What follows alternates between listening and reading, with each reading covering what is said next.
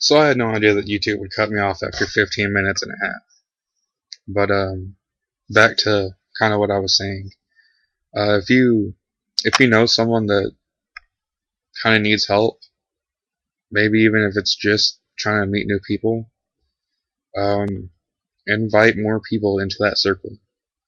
Um, I mean, sometimes it's difficult, but if you can get some more people into that circle and they kind of start getting in this rhythm of meeting new people, that it might help them out a little bit, you know. And I don't know, some quotes that kind of help me out are like this one from Alden Nolan, and the quote says, "The day the child realizes that all the adults are imperfect, he becomes an adolescent. The day he forgives them, he becomes an adult. And the day he forgives himself, he becomes wise." The reason why that one kind of, fits with me is because I I kind of always just figured everyone else was kind of perfect as a child, and I kind of hated talking to people. In fact, that's why I created the persona of Steve.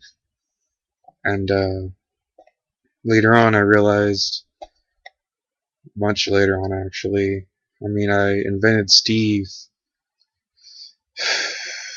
like in junior high, just trying to talk to more people, and I kind of did.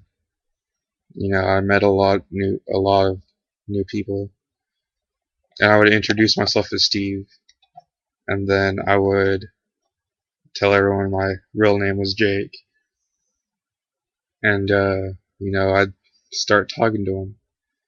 But after a while, and in the institution where I went to, I realized I didn't need him anymore. So Steveisdead is is spawned from that.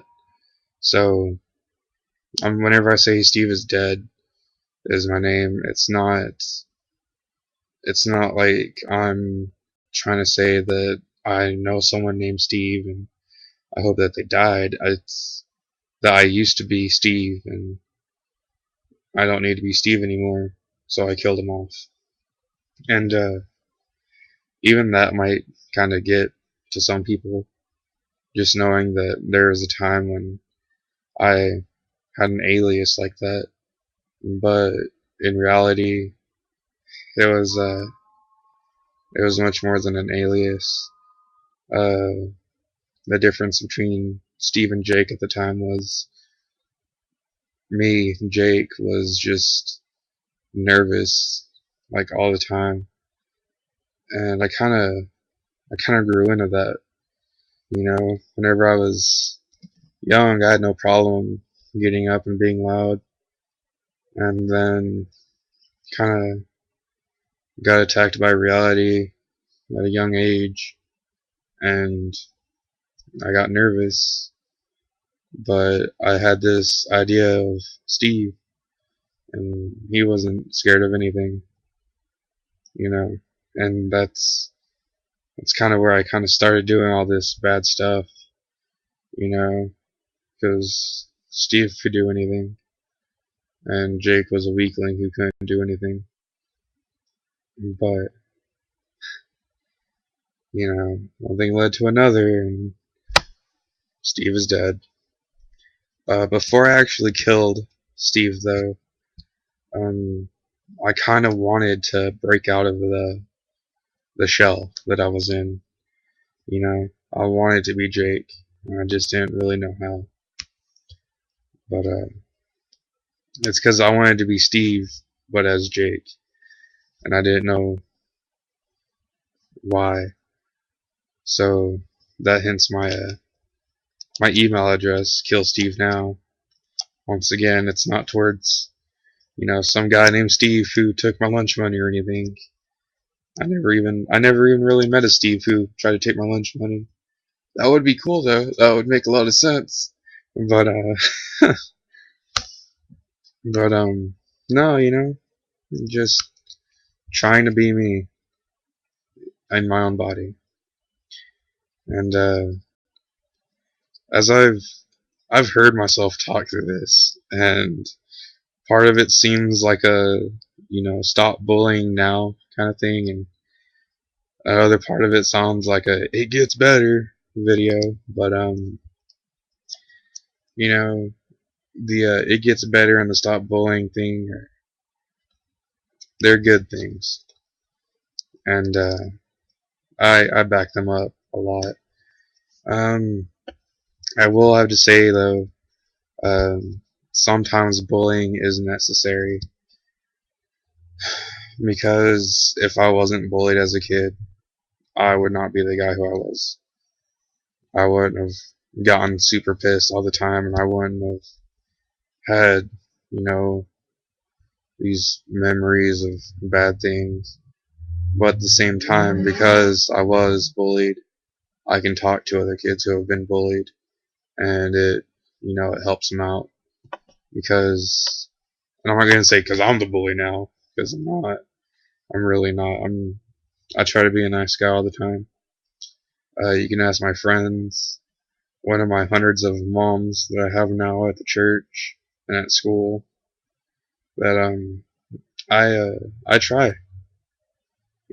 If I see a new kid, I will go up and introduce myself, because maybe they're new to town, they don't know anyone. Maybe they just live out of town, and they know everyone. I'm just the one kid that I've never met them before. It's happened a few times, but uh, I don't know. Oh, one of the best examples of first impressions that I can actually tell you is, I have a friend. Uh, the friend that knows exactly what this is, and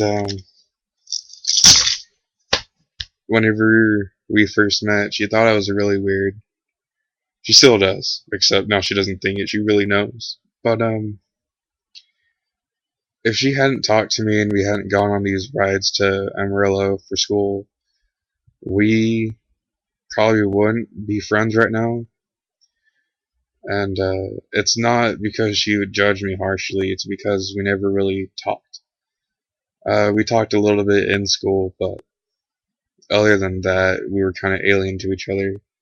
And those trips to Rillo, we bonded musically, mentally, emotionally, but not like that. Okay, we're just friends.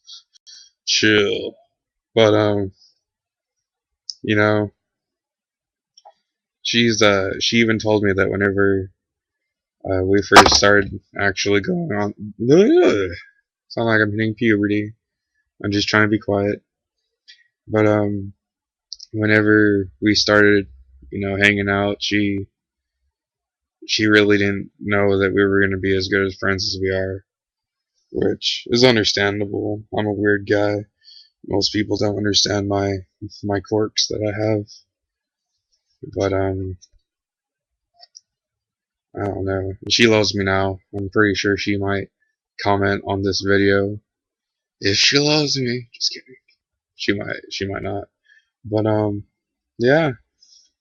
Uh, I just think that if you know someone who is having trouble, whether it's being bullied because they're gay, or they're Muslim, or they have a mental disease, or just because they're weaker than someone else, um, be their friend. Honestly, because I didn't really have, any real friends back in the day, I contemplated suicide a lot, and I actually attempted it. And as you can see, I'm still here, which is good, I guess. I'm just kidding. It's really good. Um, I don't know, a couple more quotes that I can put in this video for now, or actually there's one from the Bible, and it's one of my favorites. It's actually on my Bible, which is cool. It's John 3:16. It says, "For God so loved the world that He gives His only begotten Son, that whoever believes in Him should not perish, but have everlasting life." And there's one more in here. It's in Romans. Hopefully I can find it in the next 5 minutes. But it's a great quote. If you ever talk to someone who feels like they're just not up to standards, which I think I passed it. No, it's over here still. Bible, why are you so huge? It makes it hard to find things. I'm getting close. It's right here.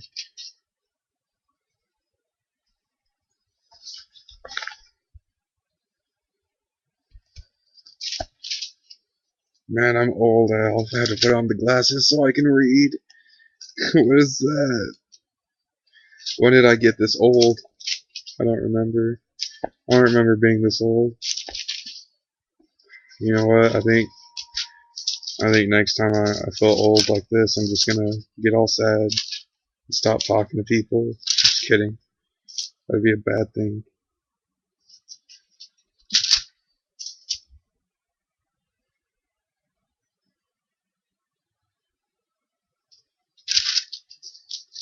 I'm right there. I know I am.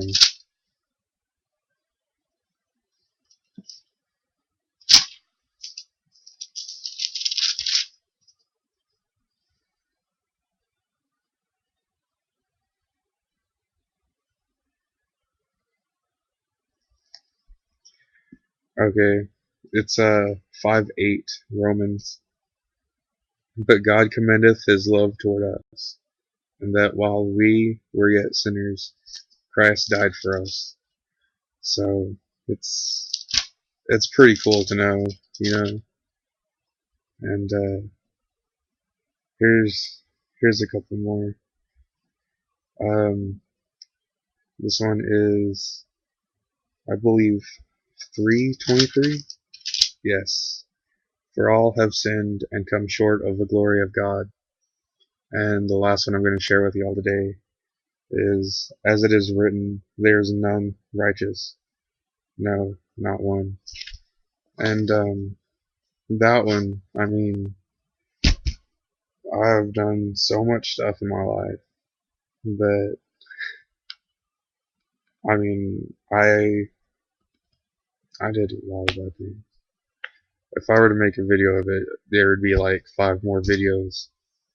But I'm coming up on the 14-minute mark, so I better just say that this one really is good because it says that there is none so righteous. And when it says that, it means that there's no one that can compare to how righteous God was. And it's just, it's great because I don't have to stand up and try and be someone that I'm not. You know, I am going to strive to be a better person, but I know that I can't be the best. There's one more, and I'm going to try and fade it in here really quick so I can remember it. It's kind of a story, actually, but it's on the tip of my tongue.